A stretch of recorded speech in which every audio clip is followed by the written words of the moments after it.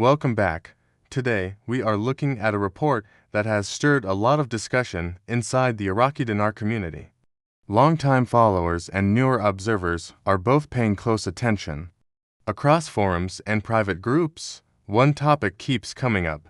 The focus is on a major U.S. bank, specifically claims that Chase Bank has activated an internal system connected to the Iraqi Dinar. Along with those claims, one phrase keeps repeating: no waiting, no limits. That wording has sparked excitement, but also confusion, and it deserves a careful breakdown. In this video, we are not here to sell hope or spread fear. We are here to explain what is being said, where it likely comes from, and what it actually means in practical terms. For years, the dinar story has been shaped by long waits and strict limits. Transaction caps, delays, and layered procedures became normal for many holders. Because of that history, even a hint that those barriers might ease naturally grabs attention, especially when the claim involves a global bank with deep foreign currency experience. When people say a bank system is activated, they are usually talking about internal readiness. That means software, compliance checks, and settlement pathways are in place behind the scenes. It does not automatically mean public access. Internal activation often happens long before customers see any visible change at branches or online platforms. Banks test systems quietly.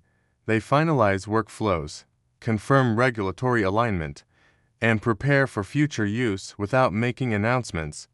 This is an important distinction.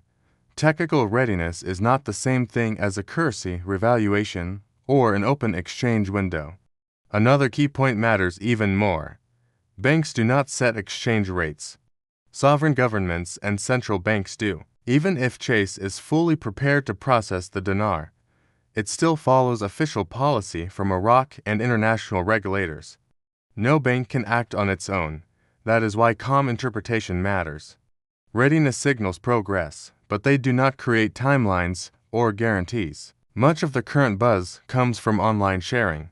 A comment from a teller, a screen image, or a system code can quickly grow into a larger story. As those fragments spread, certainty can be added where none was intended. This happens often in tightly focused communities. That does not mean everything is false. It means context is required before conclusions are drawn. Iraq itself has been working for years on banking reform, compliance standards, and payment modernization. Those steps are real and documented. As those reforms advance, international banks naturally prepare their systems. That is how global finance works. So, when people talk about system activation, it fits into a broader pattern of preparation. It does not stand alone. The phrase "no waiting, no limits" reflects emotion more than confirmation. It speaks to frustration built over many years. If limits are ever removed, it would come through official channels with clear guidance, not quietly through rumors. Until then, the most useful position is readiness. Know your local rules. No documentation requirements. Stay informed, not reactive. Large banks operate under heavy oversight. Any real change in public access would be visible, published, and regulated. Internal steps are meaningful, but they are not announcements. They are signals of preparation, not permission.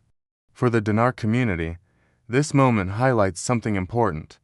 Progress often looks quiet before it becomes obvious. Watching calmly allows you to separate movement from noise. That skill matters more than excitement. The story continues, as it always has. Knowledge, patience, and clarity remain the strongest tools for anyone following this path.